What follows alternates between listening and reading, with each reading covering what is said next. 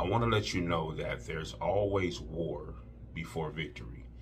You know, if you think about the many wars that we have seen just, in the world, the wars that we have seen, whether it's on television or whatever the case may be, you always know that although that you have two positions. You have some that consider themselves the good guy, some that consider themselves the bad guy, and it can be vice versa. But there's a war that's going on amongst them, and what's happening is that they are both getting ready to battle each other.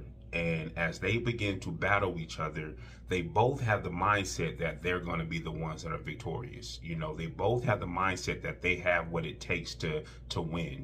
That they have, the strength, that they have the numbers, that they have the technique, that they have, the skills and the abilities. They both have that mindset to think that they have it all figured out so that they can be the ones that are victorious in this war.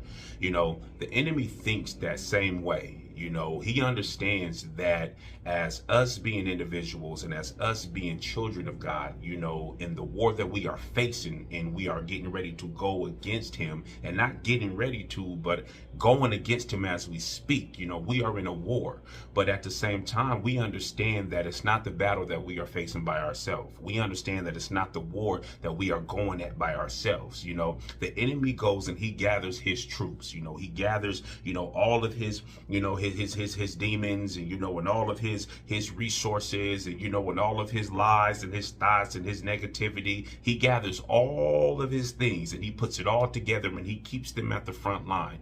And then what we do is, because the enemy is throwing all these different things at us, and he's coming at us because he's ready for war. He's ready for war. He's ready to try everything that he can to stop you. He's ready to try everything that he can to defeat you, everything that he can to make you feel less than and to belittle you. And he wants to destroy you. He wants to actually kill you. That's where the enemy's mindset is, and that's what he wants. Everything that is around him and everything that is connected to him, he wants them to have the same exact mindset. But when it comes to our side, and we have to understand that, yes, we wrestle not against flesh and blood. We don't wrestle against flesh and blood when it comes to that. We understand that it's not us that is coming out here and that we're fighting this on our own, that it's a war that's going on in heaven on our behalf. We're just the individual that God is using to be able to bring his kingdom forward, and the enemy does not like that. The enemy cannot stand that. So because he cannot stand that, there's a war that's going on in heaven on your behalf. And God, he's stronger, he's better, he's more creative, he's more creative.